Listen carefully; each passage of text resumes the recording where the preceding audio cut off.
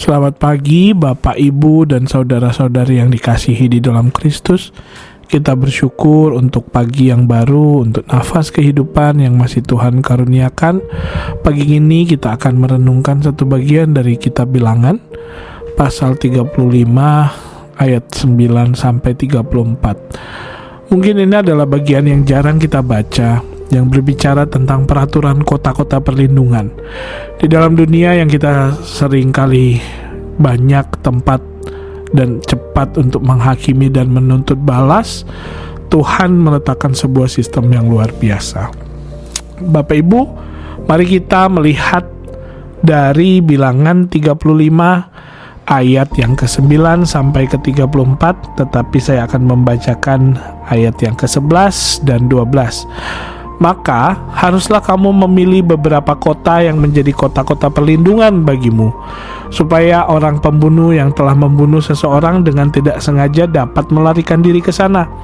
Kota-kota itu akan menjadi tempat perlindungan bagimu terhadap penuntut balas, supaya pembunuh jangan mati sebelum ia dihadapkan kepada rapat umat untuk diadili. Bapak Ibu, renungan Gema Kabar Baik hari ini berjudul Allah memelihara orang yang tak bersalah. Santapan harian untuk Kamis 30 Oktober berkata, di antara 48 kota untuk orang Lewi, ada 6 kota yang merupakan kota perlindungan. Nas ini menunjukkan fungsi dari kota-kota perlindungan tersebut. Taurat Musa tidak memakai sistem penjara. Orang yang bersalah akan dihukum denda atau dihukum mati. Hukuman mati yang dijatuhkan akan langsung dilaksanakan sehingga tidak perlu penjara untuk orang yang menunggu hukuman mati. Kota perlindungan adalah kota yang menjadi tempat perlindungan supaya pembunuh yang tidak sengaja membunuh dapat melarikan diri ke sana dari penuntut utang darah, supaya pembunuh jangan mati sebelum dihadapkan kepada umat untuk diadili. Nah Bapak Ibu, bagi setiap orang Israel, kaum yang paling dekat adalah penebus mereka. Salah satu hak penebus adalah berhak menuntut utang darah dari orang yang menyebabkan saudaranya mati, tanpa harus mencari tahu apa yang terjadi. Karena itu, orang yang membunuh seseorang dengan tidak sengaja perlu melarikan diri ke kota perlindungan supaya tidak dibunuh oleh penuntut utang darah dari orang yang meninggal karena dia. Tujuan ia lari ke kota perlindungan adalah supaya ia jangan mati sebelum dihakimi.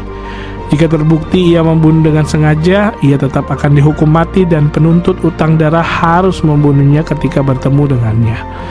Tetapi, jika kematian itu terjadi tanpa disengaja, maka umat harus membebaskan orang itu dari tangan penuntut utang darah, dan orang itu harus tinggal di kota perlindungan sampai matinya imam besar. Nah, dengan demikian kita melihat bahwa orang yang membunuh dengan tidak sengaja tetap harus menanggung akibatnya. Ia harus tinggal di kota perlindungan sampai imam besar meninggal, karena walaupun tanpa sengaja ada nyawa yang melayang. Akan tetapi Allah memberikan perlindungan kepadanya supaya ia tidak dibunuh, karena ia sebenarnya tidak sengaja membunuh. Ia tidak melakukan dosa membunuh. Mari Bapak Ibu bersyukur kita memiliki Allah yang melindungi supaya orang yang tidak bersalah tidak menerima hukuman seperti orang bersalah. Bapak Ibu, mari kita satu di dalam doa. Bapa kami yang di surga, kami mengucap syukur untuk firman-Mu yang telah kami renungkan pagi ini.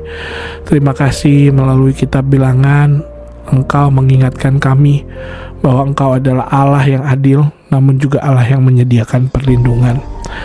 Kami melihat hati-Mu yang penuh dengan belas kasih, memberi jalan keluar bagi mereka yang bersalah tanpa sengaja, melindungi kami semua dari amarah dan belas dendam.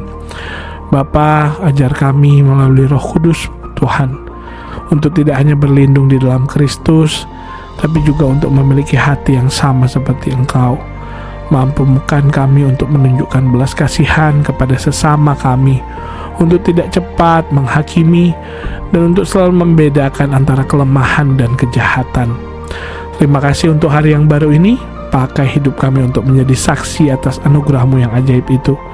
Di dalam nama Tuhan kami, Yesus Kristus, Sang Kota Perlindungan kami telah berdoa. Amin. Bapak Ibu, selamat menjalani hari. Tuhan Yesus memberkati Bapak Ibu, saudara-saudari.